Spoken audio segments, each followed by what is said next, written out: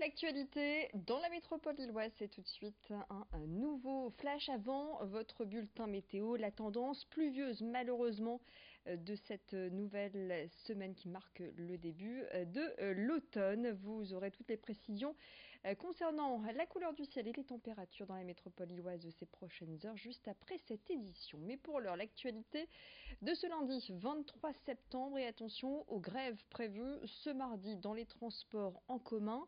Notamment, la journée de ce 24 septembre est consacrée à la mobilisation contre la réforme des retraites. Par conséquent, dans la région, ça va se traduire par des perturbations sur le réseau ferroviaire. Il faudra compter 3 TER sur 5 et 4 TGV sur 5. Prévoyez un trafic normal pour les Eurostar et les Thalys. Sur le réseau Illévia, cette fois, le trafic devrait être assuré normalement pour les métros et tramways. Plus près de chez nous, ce sont surtout les bus qui devraient être impactés dans la métropole lilloise, notamment dans les secteurs de Roubaix et de Tourcoing. Info sur illévia.fr. Les étudiants infirmiers se sont mobilisés un peu partout en France ce lundi à l'appel de la Fédération nationale des étudiants en soins infirmiers. À Lille, ils se sont rassemblés devant le Conseil régional des Hauts-de-France pour protester contre des frais complémentaires qu'ils jugent illégaux. Des frais réclamés par les IFSI, les instituts de formation en soins infirmiers, et justifiés par des services techniques, numériques ou administratifs. Ils s'ajoutent aux frais d'inscription et de CVEC, la contribution de vie étudiante et de campus. La Fédération nationale des étudiants en soins infirmiers estime que ces frais complémentaires doivent être pris en charge par le Conseil régional qui attribue chaque année une enveloppe budgétaire aux instituts de formation en soins infirmiers. François Desmond, c'est l'un des porte-parole des 94 000 étudiants en soins infirmiers. Par rapport aux frais complémentaires, normalement, tout étudiant de l'enseignement supérieur public doit payer 170 € de frais d'inscription et 80 € de CVEC. Sauf qu'aujourd'hui, les IFSI, pour pallier au manque de budget alloué à ces instituts, demandent aux étudiants de payer des frais complémentaires, appelés frais de Wi-Fi, frais administratifs, etc. Sur la région Hauts-de-France, c'est une moyenne de 477 000 € qui est payée par les étudiants infirmiers de façon indue. Par étudiant, ça peut aller de 100 € jusqu'à 240 € illégalement, qui est payé illégalement.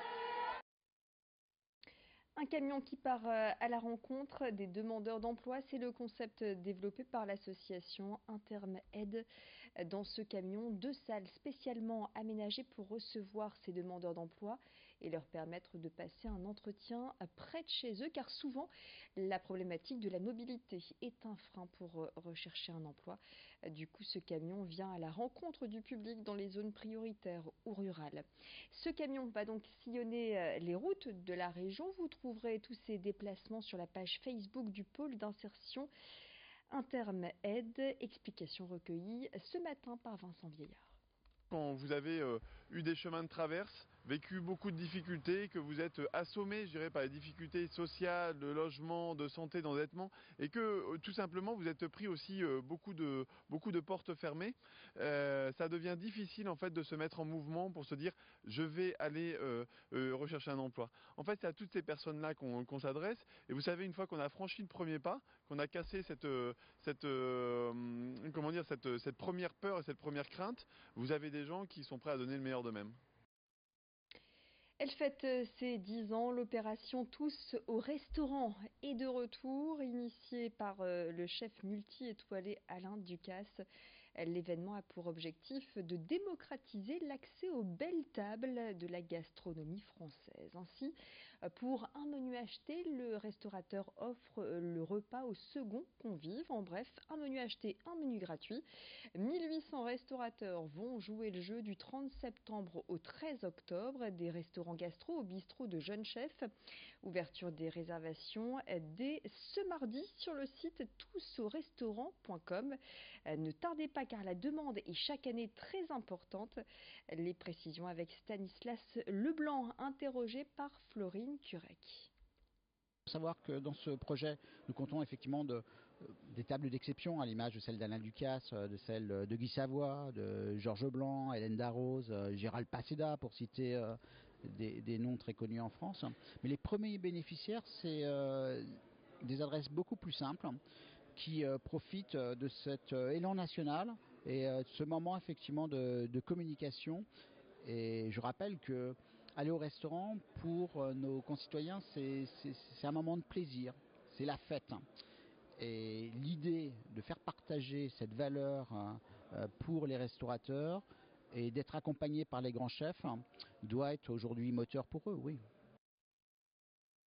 La ville de Lille poursuit sa politique environnementale pour inciter à l'utilisation du vélo. Dernières installations en date, des parkings sécurisés pour les 2 roues. 24 box de ce type vont voir le jour d'ici la fin du mois d'octobre.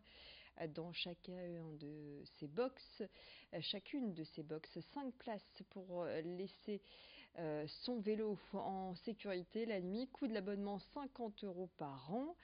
Et aujourd'hui, 5 sont installés notamment du côté de la gare Saint-Sauveur, à Fives ou encore dans le secteur de la place Saint-Michel. Un projet qui a coûté 160 000 € et rendu possible par le financement participatif.